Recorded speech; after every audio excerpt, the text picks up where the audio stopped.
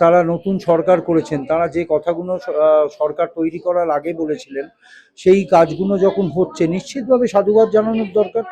হার জিত আছে খেলায়, তো যে টিমটা হারলো সেই টিমটার কোচ তো বসে তারপর ঠিক করবে যে কি কারণে হার হলো।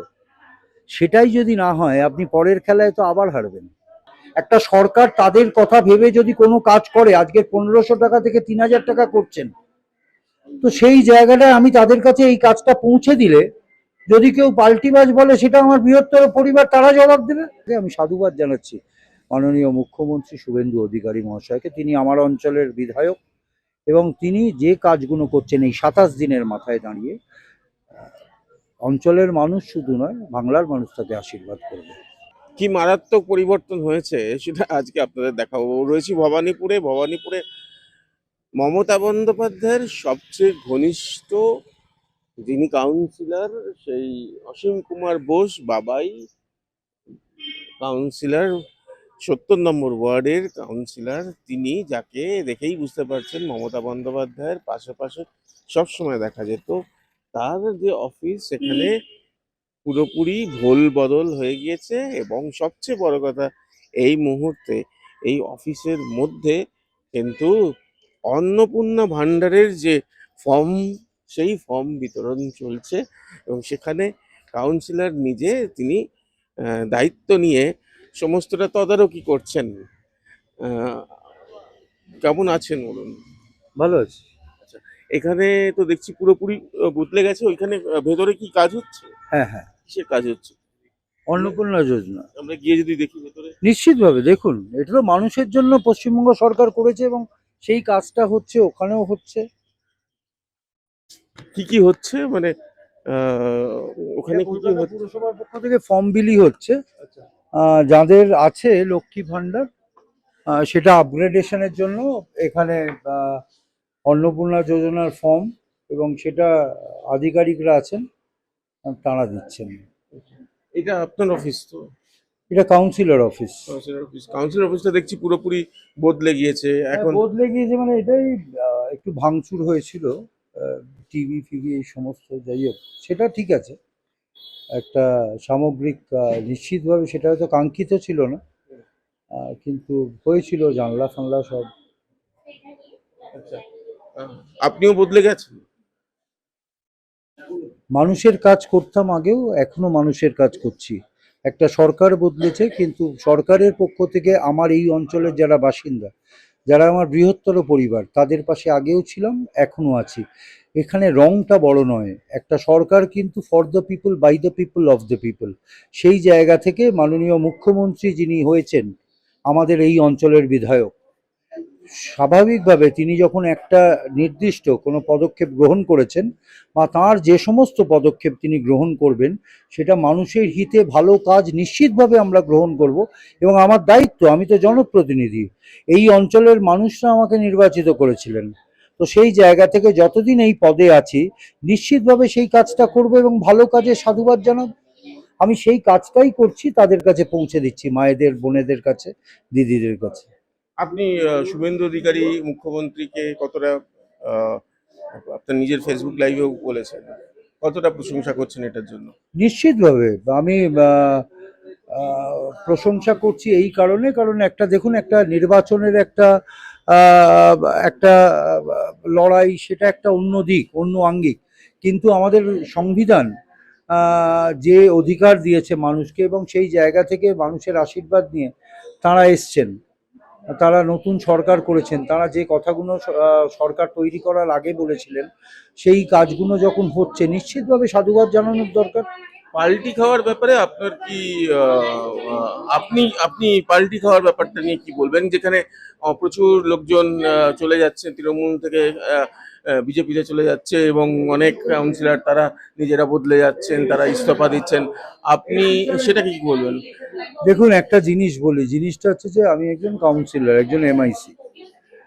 আজকের যদি বৃহত্তর রাজনীতি দেখেন, আপনি মমতা বন্দ্যোপাধ্যায় ঘনিষ্ঠ? না, ডেফিনেটলি, কারণ তিনি ছিলেন না আছেন? তিনি এখানকার মুখ্যমন্ত্রী ছিলেন। তাদের সঙ্গে বা তার সঙ্গে, বা এখনকারও যিনি মুখ্যমন্ত্রী তার সঙ্গেও তার ভালো ঘনিষ্ঠতা ছিল, এবং দেখুন, রাজনীতি রাজনীতির জায়গায়, কিন্তু মানুষের জন্য কাজ করার যে জায়গাটা, যে অঙ্গীকারবদ্ধ, সেই জায়গাটা আলাদা। এখানে যারা এই পাল্টি কথাটা বলে, আমার মনে হয় যে তাদের পারসেপশনটা অন্যরকম। এক একজন ইন্ডিভিজুয়ালের এক এক রকম মানসিকতা। আজকের যদি কোনো মানুষ কাজ করতে চায়, সেই জায়গাটায় কিন্তু রং বা দলটা কিন্তু বাধা হয় না। আজকে সেই জায়গায় আমি যদি সেই জায়গায় শাসক যারা আছেন তারা যদি পজিটিভ কাজ করেন, আমি তার সাধুবাদ দিলে কি আমি পাল্টি হয়ে গেলাম? তা তো নয়। একটা নতুন সরকার এসছে, সেই সরকার যে পদক্ষেপ গ্রহণ করছেন, আজকের ধরুন প্রশাসনিক বৈঠকে আমরা তো দেখেছি যে বিগত দিনে যে প্রশাসনিক বৈঠক হয়েছিল, সেই বৈঠকে তো বিরোধীদের ডাকা হয়নি, বা আমার যতটা জেনেছি বা বিভিন্ন আপনাদের মাধ্যমে, যে ডাকা হতো না, কিন্তু এখন তো এরা ডেকেছেন। তো একটা পজিটিভ মুভকে আমি পজিটিভ বললে আমি পাল্টিবাজ? যদি তাতে পাল্টিবাজ হই, আমার কোনো অসুবিধে নেই। মমতা বন্দ্যোপাধ্যায়ের সঙ্গে যোগাযোগ রয়েছে? হ্যাঁ, নিশ্চিতভাবে যখন দরকার পড়লে তিনি ডাকলে নিশ্চয়ই তার কাছে, কেন না যাওয়ার তো কিছু ব্যাপার নেই, এর মধ্যে সম্পর্কের গেছে, জায়গা তো এর আলাদা। মধ্যে গেছে। মিটিং এ যখন ডেকেছেন তখন গেছি। একটা কথা বলুন তাহলে, যারা চলে যাচ্ছেন, এই যে আপনি এখানে অন্নপূর্ণা ভান্ডারের জন্য এলাকার এত ভিড় রয়েছে, আপনি দাঁড়িয়ে থেকে এটাকে আহ, বলছেন, হেল্প করছেন, যারা চলে যাচ্ছেন এই সময়ে প্রচুর কাউন্সিলররা তারা চলে যাচ্ছেন, তাদেরকে কি বলবেন? দেখুন, ওই যে বললাম, এক একজনের পারসেপশন। জিনিসটা হচ্ছে যে আমি যে দলে ছিলাম, আমি 2015-এ বিজেপির থেকে জিতেছিলাম, কিন্তু পরবর্তী ক্ষেত্রে আমি এই অঞ্চলের মানুষের স্বার্থে এবং যাতে আমি কাজটা করতে পারি, আমি সেই কাজটা, সার্ভিসটা রেন্ডার করেছি তো। এবং সেই সময় যারা বিজেপির তখন থেকে যারা করতেন, প্রত্যেককে, কারোর সঙ্গে তো আমার খারাপ সম্পর্ক নয়। আমি কারোর সঙ্গে, তারাও যে কখনো ফোন করে আমাকে বলেননি কোনো কাজের কথা, তা এরকমও তো নয়, সেটা আমি বলতে চাইছি না, কিন্তু আমি সবসময় মানুষের পাশে থেকে কাজ করেছি। রংটা ব্যাপার নয়, আমার অঞ্চলের মানুষ, আমার বৃহত্তর পরিবার, তাদের যদি উপকার হয়, একটা সরকার তাদের কথা ভেবে যদি কোনো কাজ করে, আজকে 1500 টাকা থেকে 3000 টাকা করছেন, তো সেই জায়গাটায় আমি তাদের কাছে এই কাজটা পৌঁছে দিলে, যদি কেউ পাল্টিবাজ বলে, সেটা আমার বৃহত্তর পরিবার, তারা জবাব দেবে যে আমি তো তাদের উপকারটাই করে দিচ্ছি। আমি তো কোনো জায়গায় বলছি না, কোনো দলের কথা বলছি না। আমি একজন পৌর প্রতিনিধি, কলকাতা কর্পোরেশনের কাছে দায়িত্ব পড়েছে, তারা বলেছেন, আমি বলেছি সাধুবাদ জানিয়েছি যে আমি এরকম একটা কর্মকাণ্ডের সঙ্গে থাকতে পারলে আমার নিজের ভালো লাগে। জায়গাটা এরকম, আমি সাধুবাদ জানাচ্ছি মুখ্যমন্ত্রীকে। তিনি যে যে পদক্ষেপ এখনো পর্যন্ত গ্রহণ করেছে, 27 দিন হয়েছে সরকারের। এর আগে এখন সাধুবাদ জানাচ্ছেন, কিন্তু এর আগে যখন বিরোধী দলনেতা ছিলেন, যখন এখানে ক্যান্ডিডেট হয়েছিলেন, তখন এই কেন্দ্রেই কিন্তু পাঠা বলির কথা হয়েছিল, প্রচার হয়েছিল। দেখুন, যারা সেগুলো কি ভুল? অ্যাবসলিউটলি। দেখুন, জিনিসটা একটা সুস্থ মানসিকতার দরকার। যারা করেছেন, যারা এই কাজটা করেছেন, আমি আবারও বলছি, আমি কখনোই এর পক্ষে ছিলাম না, এবং অ্যাবসলিউটলি আমি বলছি, আমি সেই সময়ও বলেছিলাম যে এটা একটা সুস্থ রাজনীতির মনোভাবাপন্ন হতে পারে না। আমরা মা কালীর কাছে পাঠা বলি। আজকে সেই জায়গায় যদি কোনো দল এরকম, সেটা তার রুচির বিকৃত মানসিকতার পরিচয় দেয়, যার ফল ভুগতে হচ্ছে।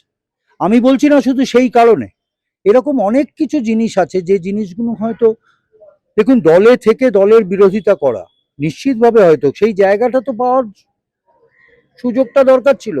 সেই সুযোগ যখন ছিল না, স্বাভাবিকভাবে বাইরে বা মিডিয়ার সামনে বলে প্রতিবাদী হয়ে তো লাভ নেই। আজকের যারা অনেকে করছেন, তারাও আমার সহকর্মী, তারা এখনো আছেন, কেউ পাল্টি খায়নি, কিন্তু তারা তাদের মানসিকতা, কেউ টেনশন নিতে পারে, কেউ প্রেশারটা নিতে পারে। তো সেই জায়গা থেকে তারা হয়তো একটু আগে বলছেন, আমি হয়তো বলছি না। কিন্তু জিনিসটা হচ্ছে যে কোনো জায়গায় যে কিছু কিছু জিনিস, দেখুন, একটা একটা দল যখন খারাপ ফল করে, ধরুন একটা মোহনবাগান ইস্ট বেঙ্গলের খেলা, হার জিত আছে খেলায়, তো যে টিমটা হারলো, সেই টিমটার কোচ তো বসে তারপর ঠিক করবে যে কি কারণে হার হলো। সেটাই যদি না হয়, আপনি পরের খেলায় তো আবার হারবেন, তাই নয় কি? দেখুন, রাজনৈতিক লড়াইয়ের জায়গায় ছিল। নির্বাচন একটা আঙিনা, যেখানে আমাদের গণতন্ত্র, আমাদের সংবিধান সেই জায়গাটা করেছে। কিন্তু এর মানে এই নয় যে কারুর সঙ্গে আমাদের একদম মুখ দেখা দেখি নেই, এরকম ব্যাপার তো নয়। প্রত্যেকের সঙ্গে ভালো সম্পর্ক। বহু ক্ষেত্রে দেখুন, মানে আমি কারুর নাম আলাদাভাবে বলতে চাইছি না, কারণ সেই সময় এই হবে, মানে 2015 প্রদীপদা, শ্রদ্ধেয় প্রদীপদা, আমি রেসপেক্ট করি ওনাকে, এবং তিনিও সবসময় আমাকে স্নেহ করতেন এবং আমাকে গাইড করতেন, তো আমরা একসঙ্গেই গেছিলাম প্রদীপ। এবং আমি তো সেই জায়গা থেকে এখানেও, এটাও মুখ্যমন্ত্রীর গড় ছিল, সেখান থেকেই জিতেছিলাম এই অঞ্চলের মানুষের আশীর্বাদ দিয়ে। তো আমি সেই ধারাবাহিকতাটা তো নিশ্চয়ইভাবে রাখার চেষ্টা করবো, যে মানুষ আমার ওপর বিশ্বাস করেছিল, মানুষের সেই কাজটা আমি করে দিতে পারছি। এবং আমি আবারও বলছি, শেষ করার আগে আমি সাধুবাদ জানাচ্ছি মাননীয় মুখ্যমন্ত্রী শুভেন্দু অধিকারী মহাশয়কে। তিনি আমার অঞ্চলের বিধায়ক, এবং তিনি যে কাজগুলো করছেন এই 27 দিনের মাথায় দাঁড়িয়ে, অঞ্চলের মানুষ শুধু নয়, বাংলার মানুষ তাকে আশীর্বাদ করবে। এরপরে আর কিছু কথা বলার থাকে না, বুঝতেই পারছেন যে মমতা বন্দ্যোপাধ্যায়ের ঘনিষ্ঠ এবং জনপ্রতিনিধি আহ, বাবাইদা নামে পরিচিত এলাকায় অসীম বসু, তিনি বলছেন রং নয়, রঙের ঊর্ধ্বে উঠে মানুষের পাশে থাকা। যারা চলে যাচ্ছেন যারা চলে যাচ্ছেন তাদের কথা আলাদা, কিন্তু তিনি নিজে নড়ছেন না সেই জায়গা থেকে, এবং পরিষ্কার স্বীকার করে নিচ্ছেন যে প্রচার হয়েছিল সেটা ভুল ছিল। আর এই যে যেটা প্রচার হচ্ছে এবং যেটা উনি করছেন এইটা ঠিক, এবং এর জন্য প্রশংসা করছেন স্বয়ং মুখ্যমন্ত্রী, নতুন মুখ্যমন্ত্রী শুভেন্দু অধিকারীকে।